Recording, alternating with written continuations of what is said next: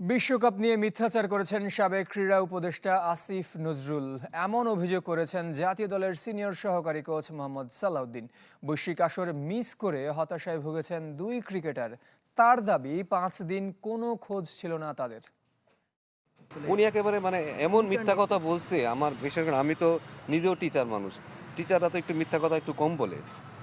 কারণ উনি খাড়ার উপরে এরকম মিথ্যা কথা বলবে, এটা আসলে আমি ভাবতেও পারতেছি না। আমার আমার আমি কিভাবে ছেলেদের সামনে আসলে মুখ দেখাবো? গণমাধ্যমের সামনে রাগ ক্ষোভ আড়াল এভাবে করতে ইউটার্ন পারেননি নিবে, মোহাম্মদ উনি একটা সালাউদ্দিন। শিক্ষক মানুষ, জাতীয় ঢাকা দলের সিনিয়র ইউনিভার্সিটির সহকারী কোচের দাবি, শিক্ষক। টি-20 বিশ্বকাপ ইস্যুতে মিথ্যাচার করেছেন সাবেক ক্রীড়া উপদেষ্টা আসিফ নজরুল। কোনো রিগ্রেট প্রশ্নই আসে না। বাংলাদেশের ক্রিকেট আমাদের কি সিদ্ধান্ত নিয়েছে বাংলাদেশের ক্রিকেট খেলোয়াড়রা, ক্রিকেট বোর্ড।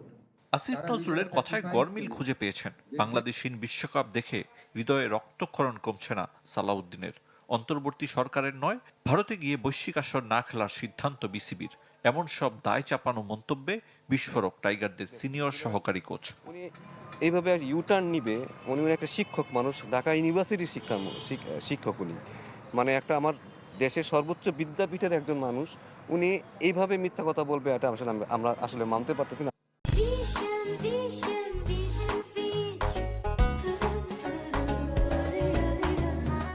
অদম্য বাংলাদেশ টি-20 কাপ দিয়ে ক্রিকেটারদের কষ্ট দূর করার চেষ্টা ছিল বিসিবির, কিন্তু তাতে কি? অপ্রিয় বাস্তবতা সামনে এনেছেন মোহাম্মদ সালাউদ্দিন। বৈশ্বিক আসর মিস করায় দুই ক্রিকেটারের মাঝে জেঁকে বসেছিল তীব্র হতাশা। আমি তো জানি আমার দুইটা প্লেয়ার কোমাতে চলে গেছিল, সে 5 দিন ধরে কোথায় বলে হারাই গেছিল। তারে যে আমরা ওই যে টুর্নামেন্টে মাঠে ফিরে আনতে পারছি, ওইটাই বেশি। আমার মনে হয় এটাই সবচেয়ে বড় সাকসেস কোচিংয়ে আমার জীবনে। দেশে মাঠে আসছে, এসে আবার রান করছে। আমার যে টুর্নামেন্ট হয়েছে, আমি একটা দিনও টেকটিক্যাল কোনো কথাই বলি না ওদের সাথে। কারণ আমার পক্ষে আসলে তাদেরকে বোঝানোটা সম্ভব না, কারণ তারা মাঠে ফিরানোটা হচ্ছে আমার সবচেয়ে বেশি আসল কাজ। বিশ্ব মঞ্চে জিম্বাবুয়ের চমক, ভারত ও শ্রীলঙ্কার উইকেটের আচরণ দেখে আরও আফসোস সালাউদ্দিনের। দেশের স্বার্থ আগে, তবে যে প্রক্রিয়ায় ক্রিকেটারদের বঞ্চিত করা হয়েছে তা নিয়ে প্রশ্ন তুলেছেন।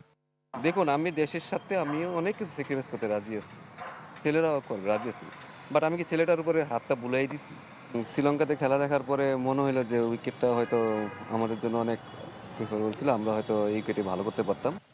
আগামী বছর ওয়ানডে বিশ্বকাপ, কষ্ট ভুলে শিশুদের মাঠে মনোযোগ দেওয়ার পরামর্শ দিয়েছেন মোহাম্মদ সালাউদ্দিন।